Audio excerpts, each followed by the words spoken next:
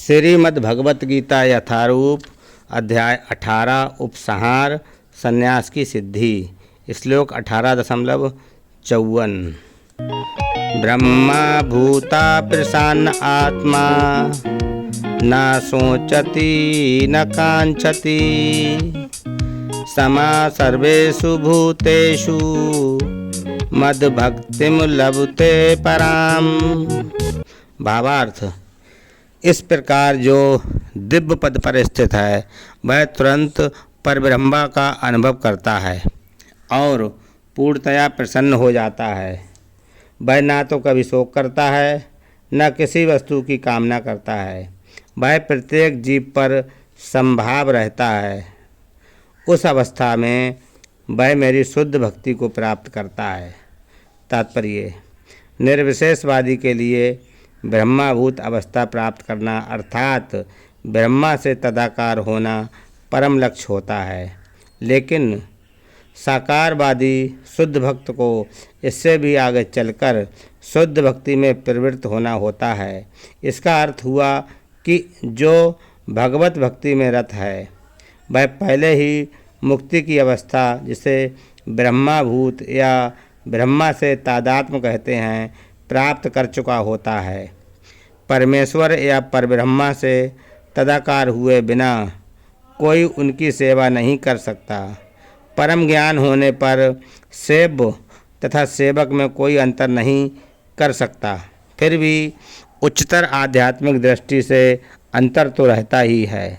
देहात्म बुद्धि के अंतर्गत जब कोई इंद्रिय तृप्ति के लिए कर्म करता है तो दुख का भागी होता है, लेकिन परम जगत में शुद्ध भक्ति में रत रहने पर कोई दुख नहीं रह जाता। कृष्ण भावना भावित भक्त को ना तो किसी प्रकार का शोक होता है न आकांक्षा होती है। चूँकि ईश्वर पूर्ण है, अतएव ईश्वर से सेवारत जीव भी कृष्ण भावना में रहकर अपने में पूर्ण रहता है। वह ऐसी नदी के तुल्य है जिसके जल की सारी गंदगी साफ कर दी गई है। चूँकि शुद्ध भक्त में कृष्ण के अतिरिक्त कोई विचार ही नहीं उठते, अतएव वह प्रसन्न रहता है। वह ना तो किसी भौतिक क्षति पर शोक करता है न किसी लाभ की आकांक्षा करता है। क्योंकि वह भगवत भक्ति से पूर्ण होता है, वह किसी भौतिक भोग की आकांक्षा नहीं करता। क्योंकि वह जानता है कि प्रत्येक जीव भगवान का अंश है, अतएव वह उनका नित्य दास है। वह भौतिक जगत में ना तो किसी को अपने से उच्च देखता है और न किसी को निम्न। एक उच्च तथा निम्न पद क्षणभंगुर हैं और भक्त को क्षणभंगुर प्राकृत या तिरोधान से कुछ लेना देना नहीं रहता। उसके लिए पत्थर तथा सोना बराबर होते हैं। वह ब्रह्माभूत अवस्था है जिसे शुद्ध भक्त सरलता से प्राप्त कर लेता है।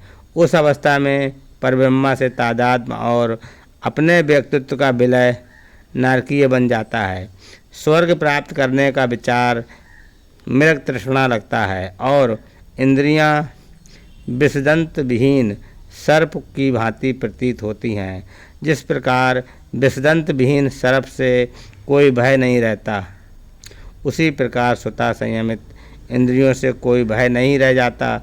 ये संसार उस व्यक्ति के लिए दुखमय है जो भौतिकता से ग्रस्त है, लेकिन भक्त के लिए समग्र जगत वैकुंठ तुल्य है। इस ब्रह्मांड का महान से महानतम पुरुष भी भक्त के लिए एक क्षुद्र चींटी से अधिक महत्वपूर्ण नहीं होता। ऐसी अवस्था भगवान चैतन्य की कृपा से प्राप्त की जा सकती है, जिन्होंने इस युग में शुद्ध भक्ति का प्रचार किया। हरे कृष्णा।